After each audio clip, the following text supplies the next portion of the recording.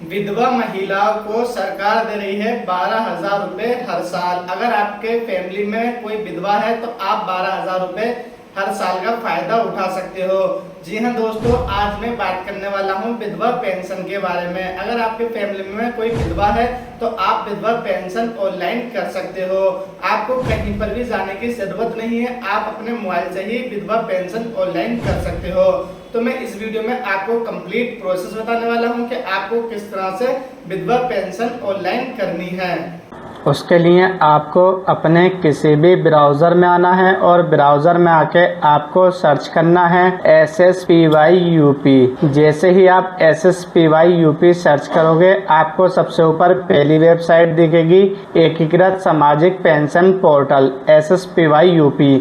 तो आपको इस पर क्लिक करना है। जैसे ही आप इस पर क्लिक करते हो आप पेंशन की ऑफिशियल वेबसाइट पर आ जाते हो। तो आप यहां पर होम पेज पे आ गए हो। उसके आगे आप देख सकते हो वृद्धावस्था पेंशन लिखी हुई है, मतलब 60 साल पेंशन, जो कि मैंने आपको इससे पहले वीडियो में अप्लाई करनी सिखा दी है। तो आज हम बात करने वाले हैं निराश्रित महिला पेंशन, मतलब विधवा पेंशन के बारे में। तो आपको उसके लिए निराश्रित महिला पेंशन पर क्लिक करना है। इस पर क्लिक करने के बाद आपको नीचे स्क्रॉल करना है और स्क्रॉल करने के बाद आपको यहाँ पर एक ऑप्शन दिखेगा ऑनलाइन आवेदन करें। तो उसके लिए आपको इस पर क्लिक करना है। इस पर क्लिक करने के बाद आपको यहाँ पे अपना जनपद यानी डिस्ट्रिक्ट सिलेक्ट कर लेना है। उसके बाद आपको यहाँ पे निवासी में दो ऑप्शन दिखेंगे, एक नगरीय ऑप्शन दिखेगा, एक ग्रामीण ऑप्शन दिखेगा। तो नगरीय ऑप्शन नगर में रहने वालों के लिए है और ग्रामीण ऑप्शन ग्राम में रहने वाले के लिए है। तो आपको इन ऑप्शन को अपने हिसाब से सिलेक्ट कर लेना है। उसके बाद आपको यहाँ पे तहसील सिलेक्ट करनी होगी, जो भी आपकी तहसील है। तहसील सिलेक्ट करने के बाद आपको यहाँ पे ब्लॉक का ऑप्शन दिखेगा। तो जो भी आपका ब्लॉक है आपको अपना ब्लॉक सिलेक्ट कर लेना है। उसके बाद आपको यहाँ पे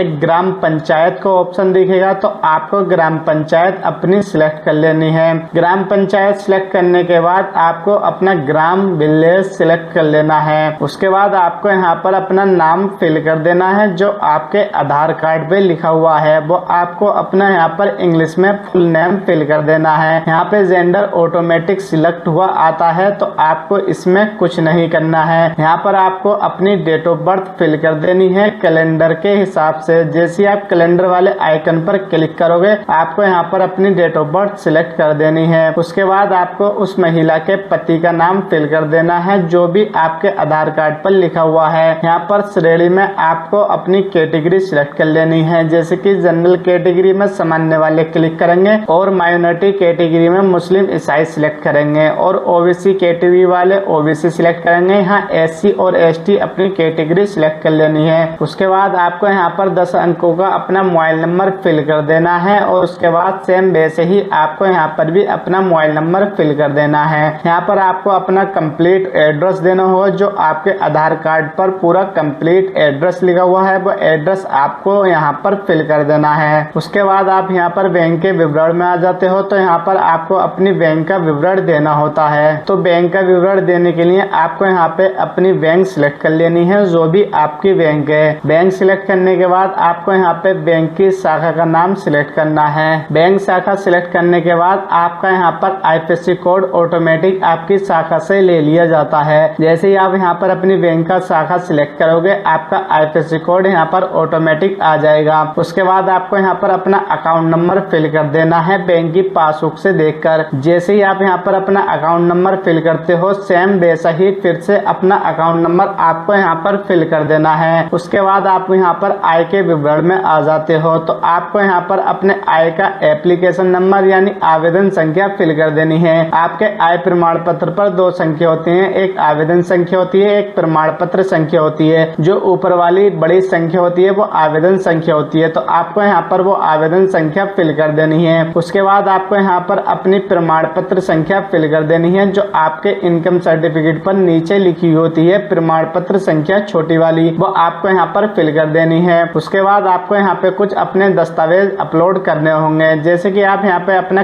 कलर रंगीन फोटो अपलोड करोगे, आप चूज फाइल पर क्लिक करके अपने रंगीन फोटो सिलेक्ट करके अपलोड कर सकते हो। तो तो आप यहाँ पर ध्यान से देख सकते हो आपके फोटो का साइज 20 KB से कम होना चाहिए। अगर आप 20 KB से कम फोटो का साइज नहीं कर पाते हो तो मैं एक ऐप का लिंक दे दूंगा, आप उस ऐप को डाउनलोड करके अपने मोबाइल से अपने फोटो का साइज रिसाइज कर सकते हो। उसके बाद आपको यहाँ पर अपना आयु प्रमाण पत्र मतलब आधार कार्ड अपलोड करना होगा। आधार कार्ड आपको PDF में अपलोड करना है और उसका साइज 200 KB से कम होना चाहिए। तो आपको अपना आधार कार्ड का फोटो क्लिक कर लेना है और फोटो क्लिक करने के बाद आपको गूगल पर सर्च करना है JPG to PDF। जैसे ही आप JPG to PDF सर्च करोगे आपको सबसे ऊपर पहली वेबसाइट दिखेगी, आपको इस पर क्लिक करना है। इस पर क्लिक करने के बाद आपको सिलेक्ट JPG पे क्लिक कर देना है और आपको उसकी PDF बना लेनी है। ध्यान रहे कि आपकी उस PDF का साइज 200 KB से कम होना चाहिए। ऐसे ही आपको यहाँ पर पति का मृत्यु प्रमाण पत्र अपलोड करना होगा, जो कि वो भी PDF में होगा और उसका भी साइज 200 KB से कम होगा। तो आप पति का मृत्यु प्रमाण पत्र का भी फोटो क्लिक करके JPG to PDF से अपनी फोटो को PDF में कन्वर्ट कर सकते हो। उसके बाद आपको चूज फाइल पर क्लिक करके अपना PDF सिलेक्ट कर लेना है और PDF सिलेक्ट करने के बाद आपको डिक्लेरेशन में आना है। डिक्लेरेशन में आपको स्टिक पर क्लिक करना है और स्टिक पर क्लिक करने के बाद आपको ये कैप्चा फिल कर देना है। कैप्चा फिल करने के बाद आपको यहाँ पर एक ऑप्शन दिखेगा सबमिट का, तो आपको सबमिट पर क्लिक करना है। जैसे ही आप सबमिट पर क्लिक करते हो आपका यहाँ पर फॉर्म सबमिट हो जाता है और आपको एक पंजीकरण संख्या प्राप्त हो जाती है। तो आपको इस पंजीकरण संख्या को लिख कर रख लेना है। उसके बाद आपको यहाँ पर एक ऑप्शन दिखेगा, तो आपको इस पर क्लिक करना है। इस पर क्लिक करने के बाद आप यहाँ पर लॉगिन पेज पर आ जाते हो।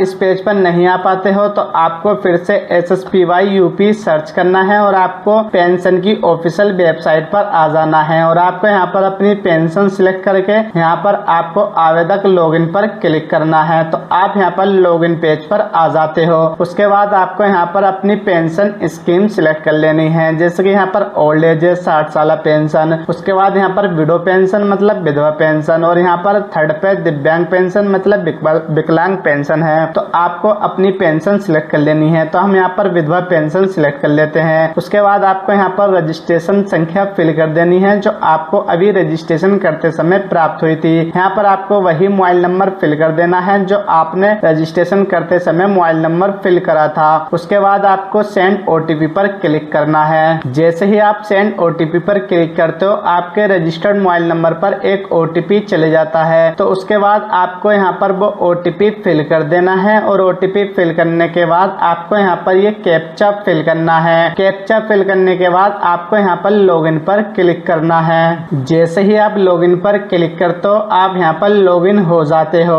तो आपको यहाँ पर 3 स्टेप दिख रहे होंगे। यहाँ पर फर्स्ट स्टेप में आपको अपना रजिस्ट्रेशन करना होता है और सेकंड स्टेप में आपको एप्लीकेशन पेंडिंग को फाइनल लॉक करना होता है और थर्ड स्टेप में आपको अपना आधार वेरिफिकेशन करना होता है। तो यहाँ पर हम फर्स्ट स्टेप कंप्लीट कर चुके हैं, तो अब हमें यहाँ पर सेकंड स्टेप कंप्लीट करनी है। तो सेकंड स्टेप कंप्लीट करने के लिए हमें सेकंड स्टेप पर क्लिक करना है। जैसे ही हम सेकंड स्टेप पर क्लिक करते हैं हमारे यहाँ पर डिटेल्स हो जाती है। तो अगर आपको इसमें अपने फॉर्म में कोई कमी दिख रही है तो आपको उस कमी को सुधार लेना है और कैप्चा फिल करके अपडेट डिटेल्स पर क्लिक करना है। अगर आपको फॉर्म में कोई कमी नहीं दिख रही तो आपको यहाँ पर कैप्चा फिल करके फाइनल सबमिट पर क्लिक करना है। जैसे ही आप फाइनल सबमिट पर क्लिक करते हो आपका यहाँ पे फॉर्म फाइनल सबमिट हो जाता है। उसके बाद आपको यहाँ पर ओके पर क्लिक करना है। तो आप यहाँ पर देख सकते हो हमारे यहाँ पर सेकंड स्टेप भी कंप्लीट हो चुकी है। तो अब हमारी थर्ड स्टेप यानी लास्ट स्टेप बची है। तो हमें यहाँ पर अपना आधार वेरिफिकेशन करना होगा। तो आधार वेरिफिकेशन करने के लिए हमें थर्ड स्टेप पर क्लिक करना है। तो चलिए मैं यहाँ पर थर्ड स्टेप पर क्लिक कर देता हूँ। उसके बाद आपको यहाँ पर अपना नाम शो हो जाएगा और नाम शो होने के बाद आपको यहाँ पर अपना आधार नंबर फिल कर देना है। आधार नंबर फिल करने के बाद आपको इस टिक पर क्लिक करना है और आपको ये कैप्चा फिल कर देना है। कैप्चा फिल करने के बाद आपको क्लिक फॉर आधार ऑथेंटिफिकेशन पर क्लिक करना है।